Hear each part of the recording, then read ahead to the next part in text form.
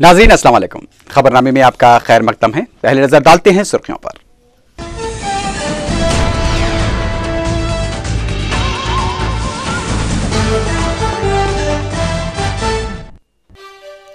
राज्यसभा में लोकपाल बिल को मंजूरी से रोकने के लिए बीजेपी जिम्मेदार, कांग्रेस का इल्जाम।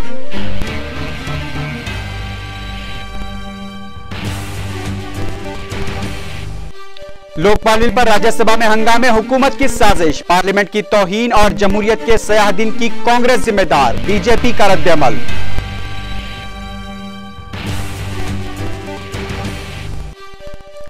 रियासती काबीना में तौसी वक्त और मौके के मुताबिक की जाएगी, चीफ मिनिस्टर का बयान।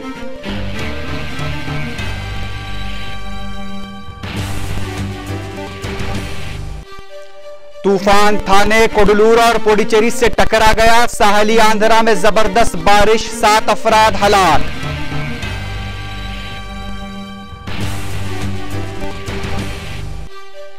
नए साल में महंगा हो सकता है पेट्रोल, ₹2.25 इजाफे का इम्कान।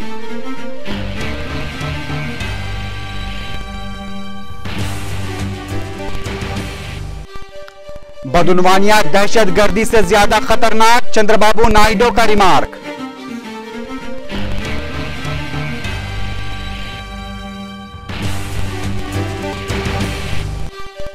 रियासत में अमन कानून की सूरत हाल मजमूई तौर पर बेहतर, डीजीपी ने पेश की सालाना रिपोर्ट।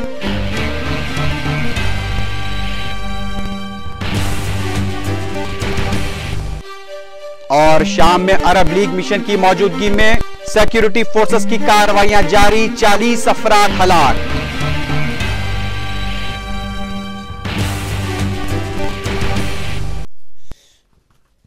अब खबरें तफसील से।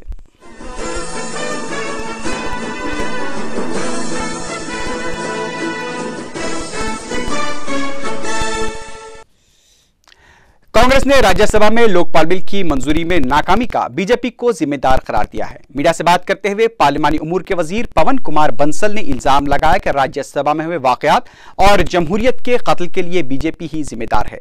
उन्होंने राज्यसभा में कायदे अपोजिशन अरुण जेटली की जानिब से हुकूमत को बिल की नाकामी का जिम्मेदार करार दिए जाने के इल्जाम को मुस्तरद कर दिया। पवन कुमार बंसल ने अपोजिशन को राज्यसभा की कार्रवाई में खलल अंदाजी का भी कसूरवार करार दिया। उन्होंने कहा कि मामूली वजह को बहाना बनाकर बिल को पास होने से रोका गया है।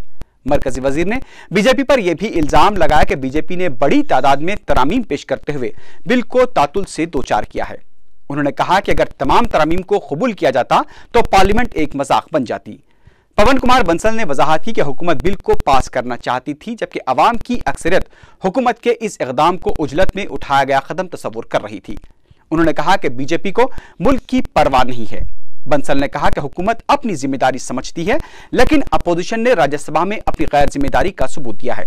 इस दौरान पता चला है कि मरकजी काबीना का आज इजलास तलब किया गया है, जिसमें सदर जमहूरिया से पार्लियामेंट के सरमाई इजलास को बर्खास्त किए बगैर मुलतवी किए जाने की सिफारिश पर गौर किया जाएगा। One member says, explain further, what do you mean by not less than half of the members representation shall be given to OBCs, SCs, STs, etc. That was the demand. Others say remove that word. If both those amendments were to be incorporated, what would happen? One member says, I'm not saying as to what happened on the floor of the House, because some members even tore the copy of the bill and they wanted in fact the bill to be just not be taken up at all. I'm not referring to what happened on the floor. I'm talking of the amendments which becomes the responsibility of the Government of India to look into. And there one member says, create an investigation wing for the Lokpal and put CBI under the Lokpal. They wanted to take away that power completely from the Lokpal. Now which of these two would you amend there? If all the amendments were to be accepted, as they were saying, will it not lead to a situation whereby the parliament would be rendered as a laughing stock? Bill खत्म नहीं हुआ, जो संशोधन दिए गए हैं उनके notices वो खत्म नहीं हुए, वो राज्यसभा के पास ही हैं और अगले सत्र में बजट सेशन में जब भी होगा हम इसको लेके आएंगे, इन चीजों पे विचार करके आएंगे। उधर बीजेपी ने पार्लियामेंट में लोकपाल बिल की मंजूरी में हुकूमत की नाकामी पर वजीर-ए-आज़म डॉक्टर मनमोहन सिंह से अखलाकी जिम्मेदारी कबूल करते हुए इस्तीफा देने का मुतालबा किया है। मीडिया से बात करते हुए बीजेपी के कौमी सदरनशीन नितिन गडकरी ने राज्यसभा में लोकपाल बिल पर हुए हंगामों और हुकूमत के इख्तियार किए गए मौक़िफ़ को बदबख्ताना और पार्लियामेंट की तौहीन करार दिया। नितिन गडकरी ने कहा कि हुकूमत ने लोकपाल बिल पर राज्यसभा में वोटिंग से बचने के लिए फरार का रास्ता इख्तियार किया। उन्होंने कहा कि यूपी हुकूमत पार्लियामेंट के दोनों ऐवानों में शिकस्त से दोचार हुई है और उसे अब इख्तिदार में रहने का कोई हक नहीं है। कल का दिन बहुत दुर्भाग्यपूर्ण दिन रहा। यूपीए और कांग्रेस पार्टी ने संसदीय लोकतंत्र और लोकपाल दोनों की मजाक उड़ाई। जो राज्य सरकार के अधिकार है, जो संवैधानिक अधिकार है, उसका हनन करके जिस प्रकार का बिल प्रस्तुत किया गया, वो इसके ये सिद्ध होता है कि सरकार की नियत ही नहीं है कि देश में सशक्त लोकपाल चाहिए। राज्यसभा में लोकपाल बिल पर रचा गया ड्रामा मंसूबाबंद था और उसे पार्लियामेंट और जमहूरियत की तारीख में स्याह दिन के तौर पर याद रखा जाएगा। दिल्ली में मीडिया से बात करते हुए बीजेपी कायदीन सुषमा स्वराज और अरुण जेटली ने यह बात कही। अरुण जेटली ने कहा कि कांग्रेस ने इस हसास बिल पर अपनी हलीफ जमातों को भी एतमाद में नहीं लिया। सुषमा स्वराज ने कहा कि हुकूमत के पास 3 मुतबादिल रास्ते थे, लेकिन हुकूमत ने वोट से बचने के लिए फरार अख्तियार की। बीजेपी कायदीन ने इल्जाम लगाया कि यूपी हुकूमत ने 3 अहम बुनियादी तरामीम को नजरअंदाज कर दिया। इन कायदीन ने कहा कि हुकूमत का मौक़िफ़ अवाम के साथ धोखा है और यूपी हुकूमत को इख्तिदार पर रहने का हक नहीं है।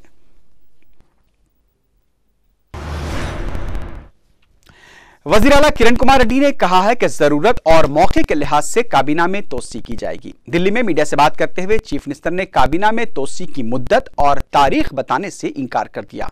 उन्होंने कहा कि कांग्रेस आलाकमान रियासत में हालात को देखते हुए काबीना में तोसी पर गौर करेगी।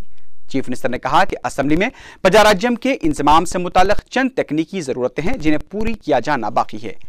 किरण कुमार रेड्डी ने बताया कि सोनिया गांधी को रियासत की सूरत हाल से वाकिफ करवा दिया गया है और उन्होंने दिल्ली में मरकजी वज़रा पी चिदम्बरम, सुशील कुमार शिंदे और जयराम रमेश से मुलाकात करते हुए रियासत के मसाइल पर तवज्जो दिलाई और उम्मीद है कि रियासत के ज़ेर इल्तिवा मसाइल को जल्द हल कर लिया जाएगा। किरण कुमार रेड्डी ने शराब सिंडिकेट से मुतालिक सवाल पूछे जाने पर कहा कि एसीबी की रिपोर्ट उन्हें मौसूल नहीं हुई है और रिपोर्ट मौसूल होने के बाद जिम्मेदारों के खिलाफ कार्रवाई की जाएगी। किरण कुमार रेड्डी ने उनके और सदर पीसीसी बी सत्यनारायण के दरमियान इख्तलाफात की खबरों को मुस्तरद करते हुए बताया कि ये सब मीडिया की पैदावार हैं। उन्होंने कहा कि मैं अपने तौर पर फैसले करता हूं। चीफ मिनिस्टर ने वैट में इजाफे से मुतालिक पूछे गए सवाल पर कहा कि मरकजी हुकूमत को एतमाद में लेते हुए ही यह फैसला किया गया है। లేక పెండింగ్ అంశాల గురించి మంత్రులతో మాట్లాడేదానికి రావటం జరిగింది.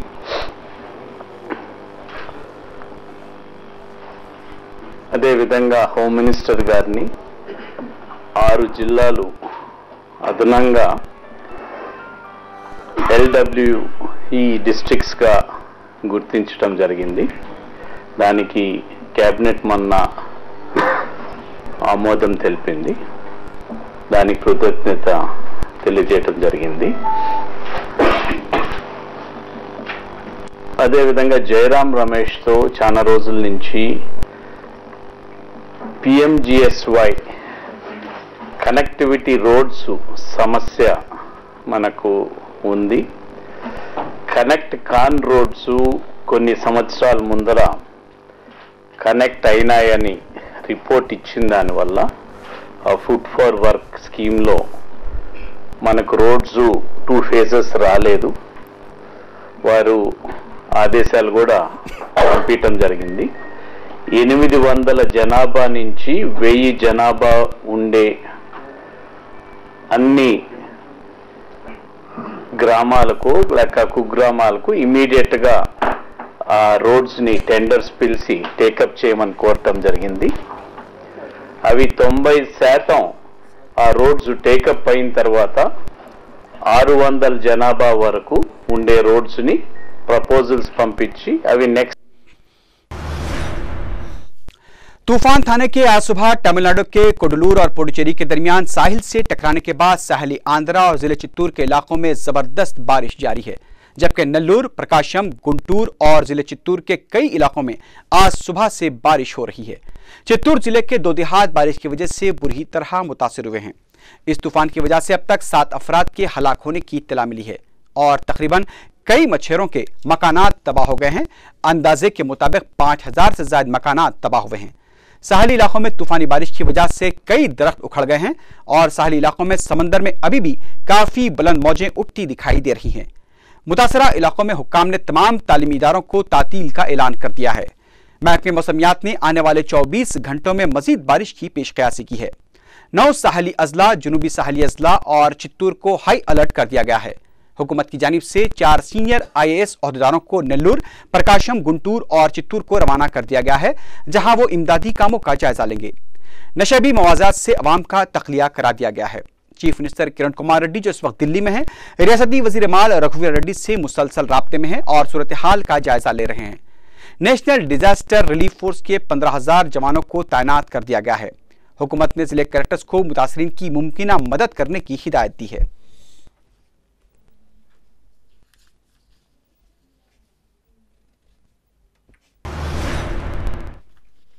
बदउनवानी दहशतगर्दी से बड़ा मसला है और मुल्क में बदउनवानियों की रोकथाम के लिए सख्त इक़दाम की जरूरत है। मीडिया से बात करते हुए सदर तेलुगुदेशम चंद्रबाबू नायडू ने यह बात कही। उन्होंने कहा कि लोकपाल बिल पर काफी अरसे से जिद्दोजहद जारी है, लेकिन यूपी हुकूमत बदउनवानियों से निपटने के लिए संजीदा नहीं है और राज्यसभा में भी लोकपाल बिल को जानबूझकर मंजूर नहीं किया गया। चंद्रबाबू नायडू ने शराब सिंडिकेट पर हुकूमत को तनकीद का निशाना बनाते हुए कहा कि शराब की फरोख्त में हो रही बेकायदियों में रियासत मुल्क भर में सरफहरिस्त है। उन्होंने कहा कि शराब की फरोख्त से फायदा उठाने के लिए हुकूमत बेकायदियों का सहारा ले रही है। चंद्रबाबू नायडू ने इंकशाफ किया कि शराब के एक कार्टून पर हुकूमत को 1549 रुपए का फायदा हो रहा है। सदर तेलुगुदेशम चंद्रबाबू नायडू ने सदर PCC 20 सत्यनारायण पर फिर एक बार तनकीद करते हुए इल्जाम लगाया कि खवायद के मुताबिक एक शख्स को शराब की एक दुकान अलॉट की जाती है, लेकिन 20 सत्यनारायण की शराब की 31 दुकानें हैं। चंद्रबाबू नायडू ने हुकूमत से शराब सिंडिकेट पर ACB के दावों की तफसीलात को मंजरेआम पर लाने का मुतालबा किया। चंद्रबाबू नायडू ने बताया कि तेलुगुदेशम की जानिब से रियासत भर में शराब सिंडिकेट के खिलाफ 3 ता 5 जनवरी को स्कूटर रैलियां निकाली जाएंगी। उन्होंने TRS पर तनकीद करते हुए कहा कि TRS में अगर हिम्मत है तो तेलुगुदेशम के तेलंगाना में हो रहे दौरों को रोक के दिखाए। రాజకీయాలకు అతీతంగా జరగాలి। ఏదైతే ఈ దేశంలో అవినీతి ఉందో కనీస అవినీతి పనుల్లో భయపడే పరిస్థితి రావాలి అనే ఆలోచన ఉండేది। అది చేయలేకపోవడమే కాకుండా ఈ రోజు కాంగ్రెస్ పార్టీ ప్రభుత్వం చేసిన పని ఒక అపహాస్యంగా తయారైపోయింది। ప్రజలు అపార్థం చేసుకునే పరిస్థితిలో ఈ రాజకీయ పార్టీలు ముఖ్యంగా కాంగ్రెస్ పార్టీ అవినీతిని ఏమాత్రం కూడా ప్రక్షాళన చేయబోరు। వీళ్ళకి ఆ సిన్సియారిటీ లేదని మళ్ళీ ప్రూవ్ చేసుకునే పరిస్థితికి వచ్చారు। नए साल की आमद के साथ ही अवाम को पेट्रोल की कीमत में इजाफे का सामना करना पड़ सकता है। ऑयल कंपनियां जो हर 15 दिन में अपना इजलास तलब करती हैं, 1 जनवरी को पेट्रोल की कीमत में 2 रुपए 25 पैसे के इजाफे का ऐलान कर सकती हैं। लेकिन इस बात का भी कभी इम्कान पाया जाता है कि 5 रियासतों में होने वाले असेंबली इंतखाबात के पेश नजर हुकूमत ऑयल कंपनियों को पेट्रोल की कीमत में इजाफे को मुलतवी रखने की दरख्वास्त कर सकती है।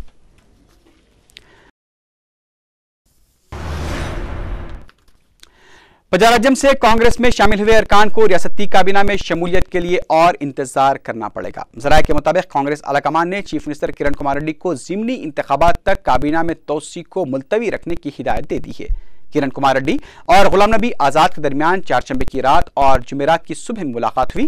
इसके अलावा चीफ मिनिस्टर ने सोनिया गांधी के सियासी मुशीर अहमद पटेल से भी मुलाकात की और कायदीन की मुलाकात में रियासती काबीना में तोसी का मौजू भी छाया रहा। पता चला है कि चिरंजीवी ने जिन दिनों अरकान को काबीना में शामिल करने की सिफारिश की है, इन नामों पर कांग्रेस में बाज़ कायदीन शदीद एतराज़ कर रहे हैं और मौजूदा हालात में कांग्रेस आलाकमान आंध्र प्रदेश में मजीद नाराज सरगर्मियों को बढ़ावा देना नहीं चाहती। इसलिए रियासती काबीना की तोसी ज़िमनी इंतखाबात के बाद अमल में लाई जा सकती है। कांग्रेस आलाकमान के मौक़िफ़ की वजह से पंजाब के काबीनी ओहदे के ख्वाहिशमंद अरकान की उम्मीदों पर पानी फिर गया है। चीफ मिनिस्टर किरण कुमार रेड्डी ने दिल्ली में मरकजी वज़ीर दाखिला P चिदम्बरम से भी मुलाकात की है।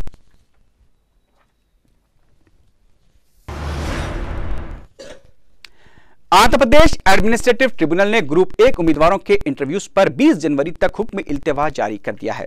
तेलुगु मीडियम उम्मीदवार तेलुगु तर्जमे की गलतियों और तिरुपति में इम्तिहानी पर्चे के अफशा होने का इल्जाम लगाते हुए ट्रिब्यूनल से रुजू हुए थे। जस्टिस AP राजुलू और AK गोयल की बेंच ने APPSC को 20 जनवरी तक जवाबी हलफनामा दाखिल करने की हिदायत दी है। इस दौरान तेलुगु मीडियम के उम्मीदवारों ने एपीपीएससी कमिश्नर से मुलाकात करते हुए इम्तिहान के दोबारा इनेकाद का मुतालबा किया है।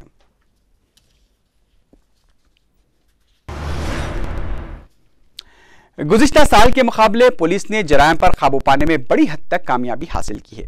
रियासत में पुलिस की सालाना कारकर्दगी की तफसीलात बताते हुए डीजीपी दिनेश रेड्डी ने यह बात कही। ताहम उन्होंने बताया कि गुज़िश्ता साल के मुकाबले जराइम में 5.8% का इजाफा हुआ। दिनेश रेड्डी ने रियासत में अमन कानून की सूरत हाल को मजमूई तौर पर काबू में बताया। उन्होंने तफसीलात बताते हुए कहा कि साल रियासत भर में 1.64 लाख मुजरिमाना मुकदमात दर्ज किए गए, जिसमें कत्ल की 2522, इस्मत रेजी के 1291, सरखे की 1793, खवातीन पर जराइम के 22,034 मुकदमात शामिल हैं। डीजीपी दिनेश रेड्डी ने बताया कि जारिया साल ड्रग्स की मुंतकली और माशी जराइम में इजाफा हुआ है। उन्होंने बताया कि खवातीन के खिलाफ जराइम में भी गुज़िश्ता साल के मुकाबले 9.17% का इजाफा हुआ। दिनेश रेड्डी ने बताया कि साल पुलिस ने मुख्तलिफ मुजरिमाना सरगर्मियों में मुलविस 47 बैन रियासती टोलियों को गिरफ्तार किया है और ड्रग्स की मुंतकली करने वाले 17 टोलियों को भी गिरफ्तार करते हुए तकरीबन 357 किलो ममनुआ ड्रग्स जब्त कर लिए गए। दिनेश रेड्डी ने बताया कि रियासत में 61,113 मुकदमात में पुलिस तहकीकात कर रही है। उन्होंने बताया कि इस साल तकरीबन 300 साइबर क्राइम के वाकयात भी पेश आए हैं। दिनेश रेड्डी ने बताया कि दहशतगर्द सरगर्मियों के सिलसिले में भी पुलिस ने 7 अफराद को गिरफ्तार किया है। डीजीपी ने बताया कि इस साल अगवे के 1,514 मुकदमात दर्ज किए गए हैं। डीजीपी ने बताया कि रियासत में तकरीबन 39,324 हादसात पेश आए, जबकि रैगिंग और नकली करेंसी के वाकयात में कमी हुई है। दिनेश रेड्डी ने बताया कि इंसानों की गैर कानूनी मुंतकली और जिस्म फरोशी के 306 मुकदमात दर्ज किए गए, जिसके तहत 646 अफराद को गिरफ्तार किया गया। उन्होंने बताया कि इस साल 507 मुलजिमीन को भी रिहा किया गया। All over the world, that's what I was trying to intake. 47 gangs పట్టుకున్నందువల్ల వాళ్ళు చేసే కార్యకలాపాలు తగ్గిపోతాయి కాబట్టి that will have a bearing on the next year crime. So next year I'm giving you a very rosy picture of decrease of crime. 6 months లో నేను charge తీసుకున్న తర్వాత introduce చేసిన one of the important reform ఏమిటంటే highways మీద దాబాల్లో sale of liquor is being raided upon. ముఖ్యంగా we have enlisted few important national highways. Congress रुकन असेंबली वीरा शिवा रेड्डी ने कहा है कि वो प्रजाराज्यम के रुकन कौंसल रामचंद्रया को काबीनी ओहदा दिए जाने के मुखालिफ हैं, लेकिन प्रजाराज्यम के किसी और लीडर को काबीना में शामिल किया जाता है तो मुझे उस पर कोई एतराज नहीं है। वीरा शिवा रेड्डी ने कहा कि वो चिरंजीवी के हमदर्द और बहिका हैं और अगर चिरंजीवी को रियासती काबीना में शामिल किया गया तो अवाम की बेहतर अंदाज में खिदमत कर सकते हैं। उन्होंने कहा कि कई सीनियर अरकान कौंसिल भी मौजूद हैं, अगर उन्हें भी मौका दिया जाए तो बेहतर होगा। శాసన మండలి సభ్యులకు మంత్రివర్గంలో స్థానం కల్పించవద్దు అనేది నా ఉద్దేశం కాదు. 2 మాటలు కాంగ్రెస్ పార్టీకి సారథ్యం వహించి ఈ ఆంధ్రప్రదేశ్లో 2 మాటలు ప్రభుత్వాన్ని తెచ్చిన డి శ్రీనివాస్ గారు, మహమ్మద్ జానీ గారు, పాలడుగు వెంకట్రావు ఇటువంటి సీనియర్లకు కూడా శాసన మండలి నుంచి మంత్రివర్గంలో తీసుకోవాలని నా ఆకాంక్ష. उधर रियासती काबीना में तोसी से मुतालिक मुख्तलिफ ख्यासारियों पर तबसरा करते हुए साबिक वजीर JC दिवाकर रेड्डी ने कहा कि यह मामला आला कमान और चीफ मिनिस्टर का है और इस सिलसिले में फैसला कब करना है वही बेहतर जानते हैं। उन्होंने दीगर सवालात का जवाब देने से इनकार कर दिया।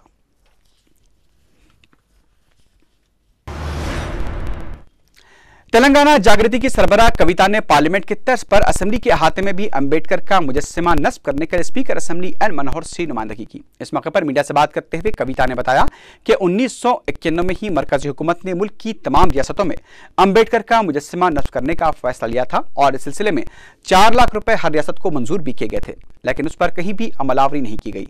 उन्होंने कहा कि आंध्र प्रदेश से इसका आगाज तेलंगाना जागृति ने करने का बीड़ा उठाया है। कविता ने कहा कि तेलंगाना जागृति मुजस्समे की तामीर पर आने वाले मसारिफ को भी बर्दाश्त करने के लिए तैयार है। ओबलापुरम गैर कानूनी कांकन स्कैम में गिरफ्तार कर्नाटक के साबिक वजीर गाली जनार्दन रेड्डी की 2 रोज के लिए पेरोल पर जमानत की दरखास्त को हाईकोर्ट ने मुस्तरद कर दिया है। गाली जनार्दन रेड्डी ने अपनी मां की बरसी में शिरकत के लिए 31 दिसंबर से 1 जनवरी तक पेरोल पर रिहाई के लिए अदालत में दरखास्त दाखिल की थी, ताहम अदालत ने उनकी दरखास्त नामंजूर कर दी है। अब नजर डालते हैं कुछ बैनुल-अक़वामी खबरों पर। एक तरफ जहां शाम में अरब लीग के मुबस्सिर मिशन हालात का जायजा लेने के लिए क़याम किए हुए हैं, तो दूसरी जानिब गुज़िश्ता 24 घंटों के दौरान 40 अफराद को सिक्योरिटी फोर्सेस की जानिब से मौत के घाट उतार दिया गया है। उधर दूसरी जानिब शाम में इंसानी हकूक़ के कारकुनों ने अरब लीग मुबस्सिर मिशन की कारकर्दगी पर शुबहात का इजहार करते हुए अरब लीग मुबस्सिर मिशन के सरबराह मुस्तफ़ा अलदाबी को जायजा टीम से फौरी हटाने का मुतालबा किया है। इस दौरान शाम में बशर अल असद हुकूमत के खिलाफ आज जुमे के बाद बड़े पैमाने पर अवामी एहतजाज किया जा रहा है। एहतजाज की अपील एक ऐसे वक्त की गई है जब अरब लीग के मुबस्सिर मिशन के नुमाइंदे शाम के मुख्तलिफ शहरों का दौरा कर रहे हैं। बैरूनी मीडिया के नुमाइंदों ने खबर दी है कि शाम में अरब लीग के मुबस्सिर मिशन की आमद पर पुरतशद्दुद वाक़यात में कमी के बजाय जबरदस्त इजाफा देखा जा रहा है और गुज़िश्ता 24 घंटों के दौरान ही 40 अफराद को हलाक कर दिया गया है। बैरूनी मीडिया ने खबर दी है कि आज ऐलान किए गए एहतजाजी मकसद मुबस्सिर मिशन को यह बताना है कि अवाम की कितनी बड़ी तादाद बशर अल असद हुकूमत की जानिब से जमहूरियत नवाज तहरीक को तशद्दुद के जरिए दबाने पर बरहम है। वाज़ेह है कि अरब लीग के मुबस्सिरीन मंगल की शाम को पहुंचे थे और जुमेरात को मिशन के नुमाइंदों ने हमस, दुरा और अदलब का दौरा किया था, जहां पर बड़ी तादाद में मज़ाहिरीन की हलाकतें वाक़ हुई हैं। उधर इत्तला मिली है कि अरब लीग ने शाम के दौरे पर गए मुबस्सिर मिशन के सरबराह मुस्तफ़ा अलदाबी को हटाने के मुतालबे को मुस्तरद कर दिया है।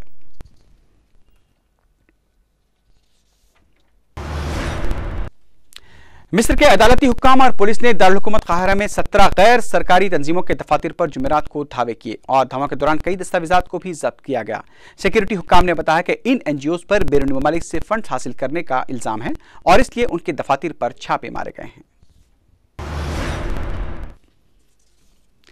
सऊदी अरब अपनी फौजी ताकत को मजबूत बनाने के लिए अमेरिका से 84 F-15 जंगी तैयारी खरीदेगा। व्हाइट हाउस के तर्जुमान ने इस माहिदे पर तबसरा करते हुए कहा कि सऊदी अरब के साथ 29 अरब 40 करोड़ डॉलर मालियत के जंगी तैयारों और असला की फरोख्त के माहिदे से मुल्क में 50,000 नई मुलाजमतें पैदा होंगी और अमरीकी मईशत में भी सालाना 3 अरब डॉलर का इजाफा होगा। व्हाइट हाउस के तर्जुमान ने यह भी बताया कि इस माहिदे से सऊदी और अमरीका के ताल्लुकात को मजीद इस्तेहकाम मिलेगा।